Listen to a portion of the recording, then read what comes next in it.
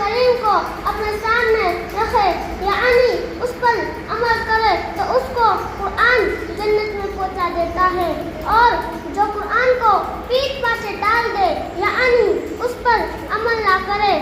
اس کو وہ جہنم میں گرا دیتا ہے۔ رسول اللہ صلی اللہ علیہ وسلم نے فرمایا، جس نے قرآن کریم کا ایک حرف بھی پڑھا اس کے